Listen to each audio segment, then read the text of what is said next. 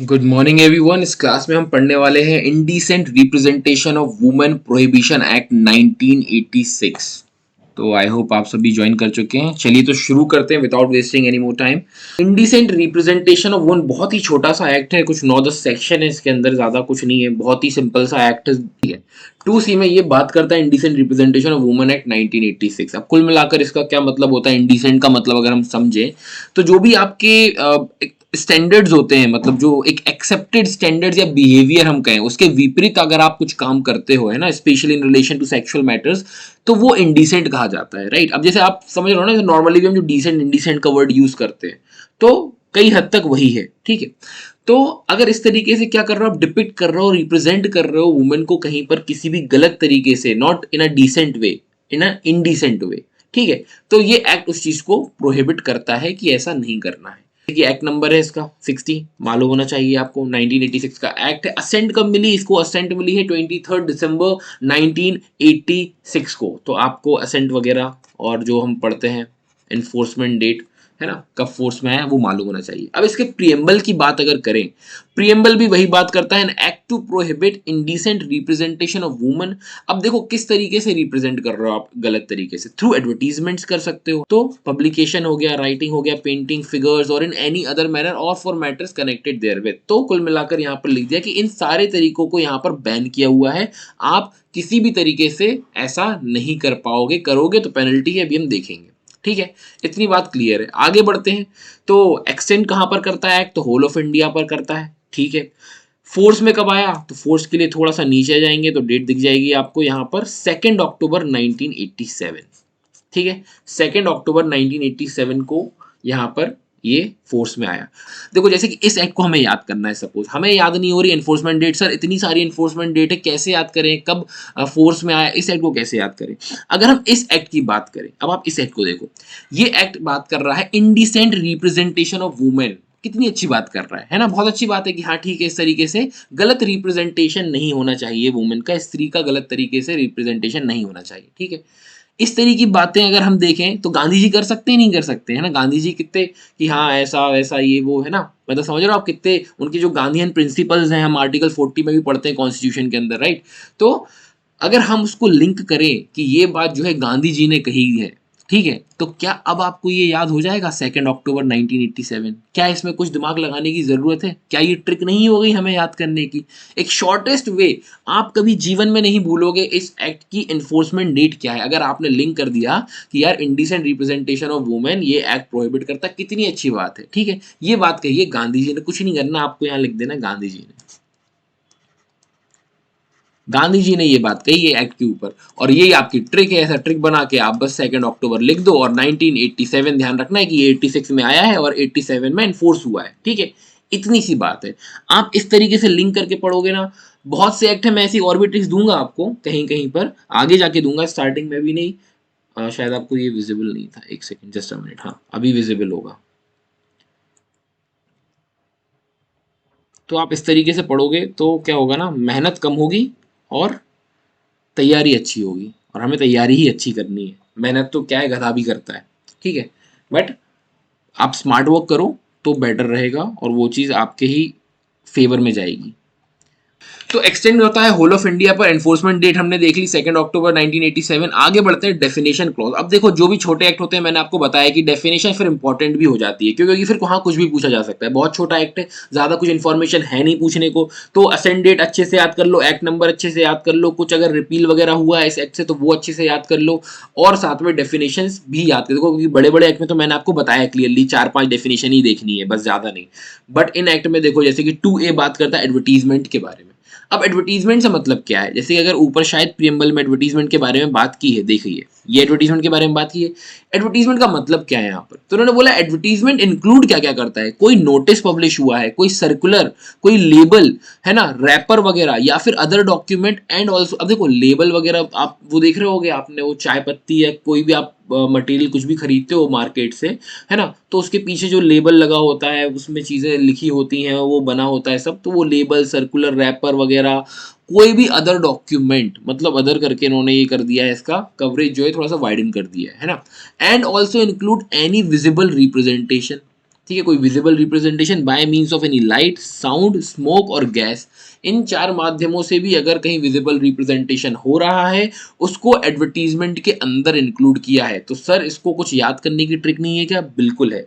इसको जैसे कि आपने सुना होगा एनसीएलटी ट्रिब्यूनल्स होती हैं, है ना, कंपनी लॉ ट्रिब्यूनल्स होती हैं, तो वैसे ही आपको एनसीएलटी की जगह आपको ध्यान रखना है एनसीएलडब्ल्यू, बस। और ट्रिब्यूनल्स होती है, ट्रिब्यूनल की जगह टी की जगह यहाँ पर डब्ल्यू आ जाएगा। तो एनसीएलडब्ल्यू करके आप इसको याद कर सकते हो, अदरवाइज आप कोई अपनी भी ट्रिक बना सकते हो कुछ बन रही हो तो, है ना। इसको बस ये कि देखो notice, circular, L for label and W for wrapper, और बाकी अदर डॉक्यूमेंट और विजिबल रिप्रेजेंटेशन तो हमें हो ही जाएगा। देन आगे बढ़ते हैं। 2 का बी बात करता है डिस्ट्रीब्यूशन के बारे में। अब डिस्ट्रीब्यूशन बोलता है या तो by way of sample, free हो या फिर अदरवाइज।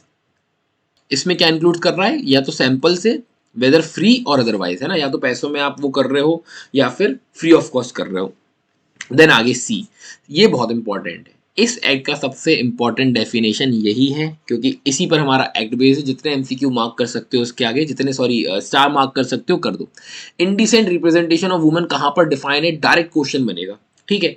अब यहां पर क्या बात कर रहा है, क्या मतलब इन्होंने बताया, इसका देख लेते हैं। वही जो हम ऑलरेडी बात कर चुके हैं, मीन्स द डिपिक्शन, ठीक है, in any manner of the figure of a woman, her form, body और any part thereof in such a way as to have effect of being indecent. मतलब कुल मिलाकर ऐसा दर्शाना उसको कोई भी इस तरीके से कि वो इंडिसेंट वे में, है ना, फिर रिलेटेड जो भी हमने पढ़ा उसके अकॉर्डिंग, या फिर जो भी आप कर रहे हो वो डेरोगेटरी है, ठीक है, डेरोगेटरी है या डेनिग्रेटिंग है, वुमेन से रिलेटेड, है ना, और is likely to deprave, corrupt और इंजोर द पब्लिक मोरालिटी और मोरल्स। अब पब्लिक मोरल्स क्या होते हैं सर? पब्लिक मोरल मतलब यही जो एथिकल स्टैंडर्ड्स वगैरह होते हैं, राइट, उनको आप क्या कर रहे हो? करप्ट कर रहे हो, इंजोर कर रहे हो। क्या है, देखो हर चीज की एक मान्यता होती है सोसाइटी में, वैसे ही एक स्त्री की भी मान्यता है ना।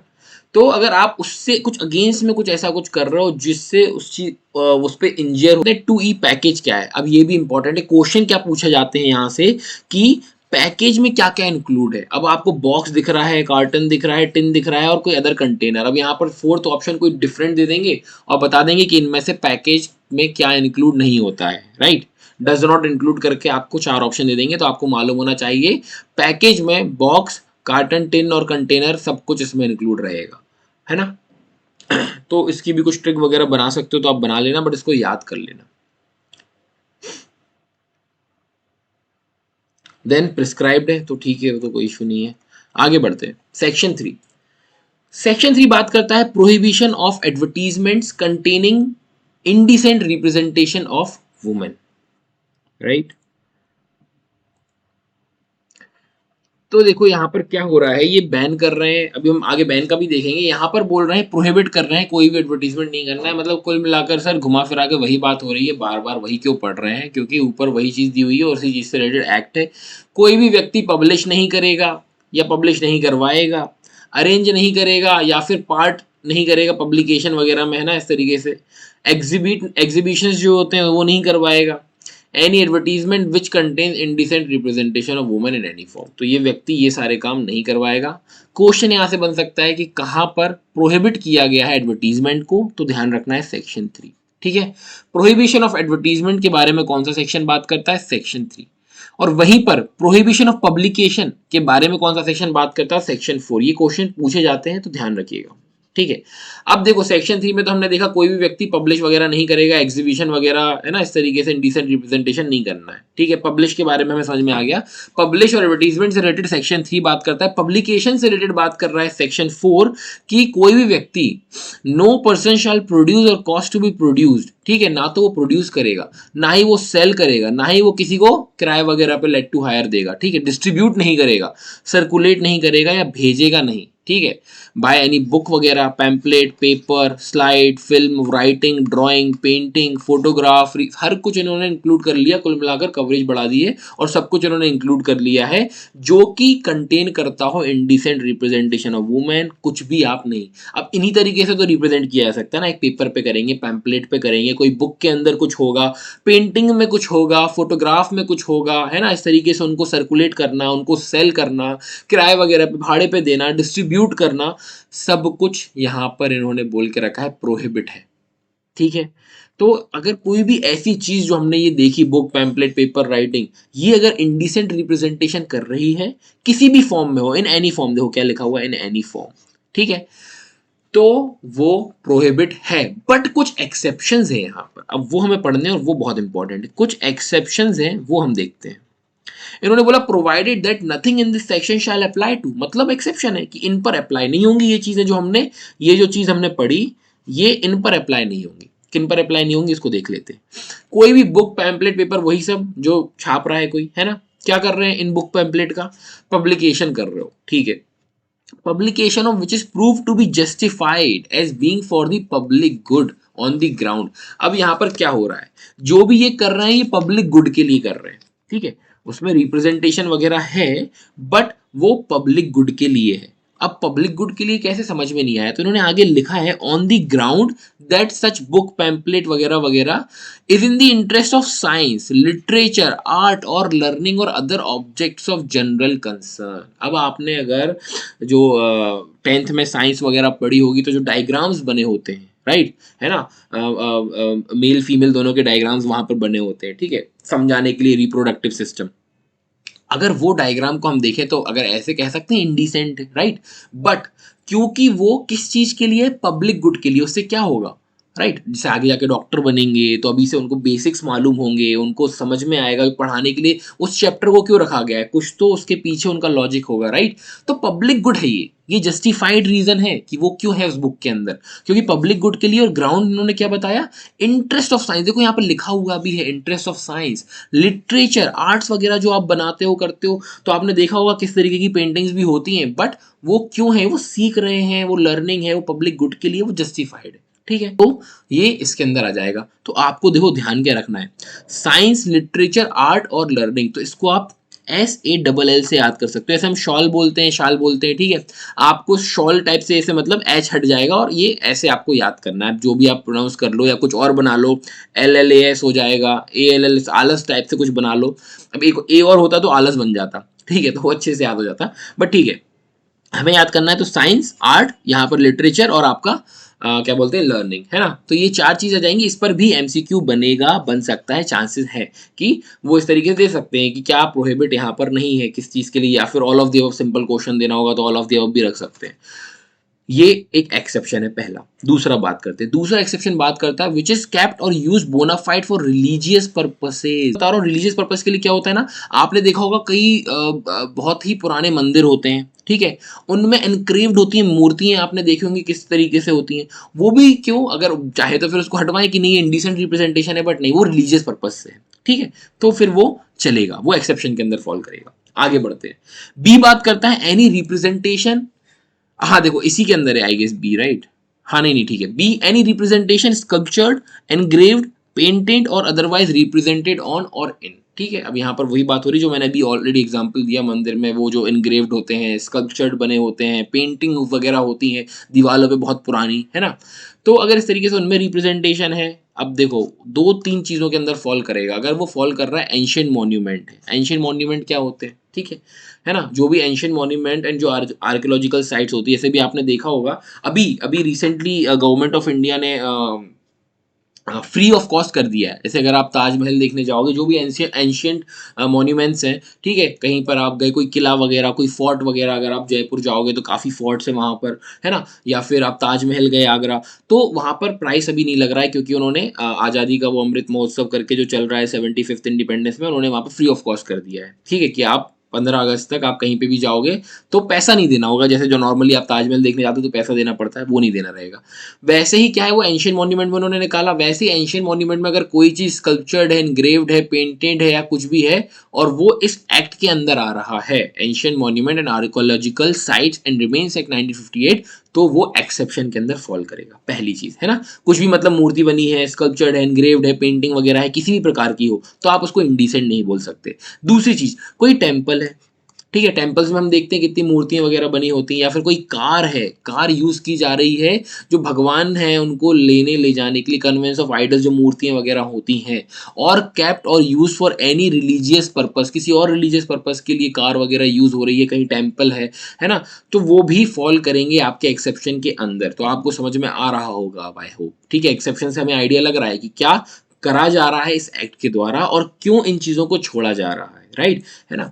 आगे बात करते हैं, एक और पॉइंट है याद करने लायक कि any film in respect of which, जिस पर प्रोविजंस लग रहे हैं आपके पार्ट 2 ऑफ द सिनेमेटोग्राफिक एक्ट 1952, जिस पर एप्लीकेबल होगा, वो भी एक्सेप्शन के अंदर फॉल होगी। डिटेल में जाने की जरूरत नहीं है, बस इतना ध्यान रख लो आप। तो सिनेमेटोग्राफ एक्ट 1952 पार्ट 2, उसके अंदर कोई फिल्म है अगर उससे रिलेटेड कोई प्रोविजंस के अंदर आ रही है तो भी वो इसके अंदर फॉल करेगी, कि फिर वो इंडिसेंट नहीं माना जाएगा उसके अंदर। ठीक है, तो ये बहुत ही इंपॉर्टेंट है ये सेक्शन। एक एक चीज आपको मालूम होनी चाहिए, एक्सेप्शन पे 100% क्वेश्चन बनने के चांसेस हैं, बिल्कुल चांसेस हैं। ठीक है, और एक क्वेश्चन डायरेक्ट की सेक्शन 4 में मतलब क्या दिया हुआ है, या फिर इस तरीके से कि prohibition of publication of book pamphlet containing indecent representation की बात कौन सा सेक्शन करता है, 3 4 5 6 सेक्शन 4। साथ ही में कि ये साइंस लिटरेचर आर्ट वाले पे क्वेश्चन बन सकता है, एक क्वेश्चन बन सकता है आपके एक्सेप्शंस के ऊपर कि किन किन पर्पस के लिए वो कर सकते हैं, या फिर इसको इंडिसेंट माना जाएगा, नहीं माना जाएगा। आई होप आपको इतना तो क्लियर होगा। देन आगे बढ़ते हैं। आगे हमारा आता है सेक्शन 5। सेक्शन 5 बात करता है power to enter and search के बारे में, कि पावर है एंटर करने की, सर्च की, किसके पास है, गेजेटेड ऑफिसर के पास है। ठीक है, कोई भी गेजेटेड ऑफिसर जिसको स्टेट गवर्नमेंट ऑथराइज कर दे, ठीक है, वो उसके पास पावर आ जाएगी। अब वो क्या करने के लिए ऑथराइज हो जाएगा, एंटर करने के लिए, सर्च करने के लिए सारे reasonable items with such assistance, अगर उसको किसी की असिस्टेंस लगती है तो वो लेकर वो इन प्लेस पर जाके छापा कह लो, या वो जो ना सर्च वगैरह करते हैं, है ना, जिसको उसको क्या लग रहा है, क्यों क्यों कर रहा है ऐसा, कि उसको रीजन टू बिलीव है कि ऑफेंस हुआ है इस एक्ट के अंदर। अब इस एक्ट के अंदर ऑफेंस क्या है उसको बताने की जरूरत है ही नहीं, कहीं पे भी मतलब बुक छपी हो ऐसी जो इंडिसेंट हो, है ना, कहीं पे कुछ पैम्पलेट बनवाए जा रहे हो या निकलवाए जा रहे हो मशीन से जहां पर जो इंडिसेंट हो, तो जहां पता चल जाएगा कि ऐसा काम यहाँ पर होता है, वहां पर ये एंटर सर्च कर रहे हैं, क्योंकि इनको अगर ऐसा कोई आर्टिकल मिल गया तो उस बेसिस पे ये बंद बंद कर देंगे उन चीज़ों को, फाइन लगा देंगे, पेनल्टी लगा देंगे, इस एक्ट के अंदर वो लाइबल हो जाएंगे। ठीक है, तो एंटर एंड सर्च कर रहे हैं एट ऑल रीजनेबल टाइम्स, ठीक है, विद सच असिस्टेंस, अगर उनको लगता है रीजन टू बिलीव है कि ऑफेंस हुआ है तो वो करेंगे। ठीक है, देन बात करते हैं बी की। बी बात करता है seize any document, seize any advertisement और any book pamphlet paper slide film writing. देखो वही है कि अगर कुछ मिल जाएगा तो उसको सीज भी कर लेंगे। अब भले बुक हो, एडवर्टीजमेंट हो, पेपर हो, कोई फिल्म वगैरह हो, राइटिंग हो, ड्राइंग हो, फोटोग्राफ हो, बस रीजन टू बिलीव है कि कॉन्ट्रावेंशन हुआ है इस एक्ट का, इन्होंने उल्लंघन किया है इस एक्ट का, तो आपका सीज कर लिया जाएगा जो भी आर्टिकल है। देन हमारा आता है सी क्लॉज। सी क्लॉज बात करता है एग्जामिन वगैरह कर सकते हैं, रिकॉर्ड, रजिस्टर, डॉक्यूमेंट, कोई मटेरियल ऑब्जेक्ट अगर मिलता है उनको ऐसी जगह पर, है ना, जहाँ पर उसको सीज वीज भी कर सकते हैं, फर्निश वगैरह। देखो क्या होगा कि सीज क्यों कर रहे हैं, एविडेंस है वो आपका, जो भी वहां से मिलेगा, रिकॉर्ड्स, रजिस्टर्स, कि आपने पहले भी ये ऐसा कुछ किया है क्या, है ना, तो फॉर एविडेंस के काम आएगा आगे जाके, जब वो केस वगैरह उन पे चलाएंगे तो एविडेंस के काम आएगा, तो ये सब चीजें कर सकते हैं एग्जामिन वगैरह। देन उन्होंने बोला कि no entry under this section shall be made into a private dwelling house without a warrant. अब अगर अभी तो आप देखो, अगर नॉर्मल आप जा रहे हो, भी प्राइवेट ड्वेलिंग हाउस जहाँ पे व्यक्ति कोई रह रहा है, ठीक है, विदाउट अ वारंट आप एंट्री नहीं कर सकते, आपको वारंट की जरूरत पड़ेगी, ठीक है, एंट्री के लिए। तो विदाउट वारंट आप एंट्री नहीं कर सकते। इंपॉर्टेंट एमसीक्यू यहाँ से बनेगा, जितना हिस्सा मार्क करना हो कर लो इसके आगे, कि किस केस में नहीं कर सकते, या फिर प्राइवेट ड्वेलिंग हाउस में क्या एंट्री कर सकते हैं, हाँ कर सकते हैं विथ वारंट, हाँ कर सकते हैं विदाउट वारंट, नहीं कर सकते, या फिर परमिशन लेनी पड़ेगी स्टेट गवर्नमेंट की, है ना, इस तरीके से बन सकते हैं। आगे बात करते हैं, provided further that the power of seizure under this subsection may be exercise in respect of any document, article, ये वो, एनी सच।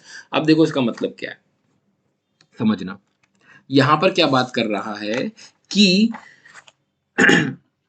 जो डॉक्यूमेंट को वो सीज कर रहे हैं, ठीक है, अगर मतलब जो भी वो सीज कर रहे हैं, अगर सपोज करो कि कोई पैम्पलेट है जिसपे इंडिसेंट रिप्रेजेंटेशन है, या फिर कुछ भी है जो कोई डॉक्यूमेंट या किसी प्रोडक्ट के साथ में अटैच है, ठीक है, अगर वो रिमूव हो सकता है तो ठीक है, रिमूव कर दो। अगर रिमूव नहीं हो सकता है तो साथ में वो प्रोडक्ट भी बैन हो जाएगा। वो भले ही पेपर हो, कुछ भी हो, है ना, कोई डॉक्यूमेंट हो, कोई आर्टिकल में तो आ जाएगा सब कुछ, है ना। तो अगर वो रिमूव नहीं हो सकता, उससे अलग नहीं हो सकता, तो यहाँ पर उसको भी सीज कर लिया जाएगा। अब देखो क्या लिखा हुआ है, provided further that the power of seizure under this subsection may be exercised in respect of any, देखो पावर ऑफ सीजर एक्सरसाइज कर रहे हैं किसके रिस्पेक्ट में, respect in document, article, thing जो कंटेन कर रहा है ऐसा कोई एडवर्टीजमेंट। डॉक्यूमेंट, आर्टिकल, थिंग अलग है, वो कंटेन कर रहा है कोई एडवर्टीजमेंट इंक्लूडिंग द कंटेंट्स। तो वो जो डॉक्यूमेंट है अगर separate, can not be separated by reason of its being embossed, emboss मतलब आप समझते होगे कि वो छाप छोड़ जाना, ठीक है। अगर एम्बॉस्ड है या कुछ और तरीके से कि नहीं करा जा सकता उसको सेपरेट, तो फिर उसको भी साथ में सीज कर लिया जाएगा। आगे बढ़ते हैं। सबसेक्शन 2 बात करता है जो प्रोविजन है सीआरपीसी के वो अप्लाई होंगे सर्च और सीजर से रिलेटेड सेक्शन 94 के अंदर। तो ठीक है, कोई दिक्कत नहीं, बस इतना ध्यान रखना है सीआरपीसी के प्रोविजन अप्लाई होंगे। देन आगे बात करता है where any person seizes anything under clause B और clause C of subsection 1 as soon as he may inform the nearest magistrate and take his orders. तो मतलब बी और क्लॉज सी जो 1 में हमने ये देखा, बी और सी सीज कर, देखो एंटर सर्च कर रहे हो तब तक ठीक है, सीज कर रहे हो या फिर एग्जामिन वगैरह कर रहे हो फर्निश एविडेंस के लिए, तो आपको क्या करना रहेगा, यहाँ पर बी और सी वाले क्लॉज में आपको एज सुन एज जैसे ही कर लो तो आपको इन्फॉर्म करना रहेगा नियरेस्ट मजिस्ट्रेट को and take his orders as to the custody. ठीक है, इंपॉर्टेंट है, यहाँ से एमसीक्यू बन सकता है कि किसको इन्फॉर्म करना वगैरह रहेगा, तो नियरेस्ट मजिस्ट्रेट ध्यान रखना आप। देन हमारा मेन बस एक्ट 2 ही सेक्शन बचे हुए हैं। एक सेक्शन 6 पेनल्टी का, वेरी इंपॉर्टेंट, एक ही पेनल्टी है भैया इस एक्ट के अंदर, तो इसको अच्छे से याद कर लेना। कोई भी व्यक्ति अगर कॉन्ट्रवेंशन कर रहा है, आपका सेक्शन 3 हमने देखा किस बारे में बात करता था, अब ऊपर जाने की जरूरत है क्या हमें देखने की, नहीं, दो तो सेक्शन ही है सर। एक तो वो बात कर रहा है एडवर्टीजमेंट से रिलेटेड, और एक यहाँ पर मतलब एक तो बात कर रहा है प्रोहिबिशन और एक पब्लिकेशन से प्रोहिबिशन की बात कर रहा है सेक्शन 4, जहाँ पे पैम्पलेट हमने एक्सेप्शन देखे, है ना, तो याद रखिएगा।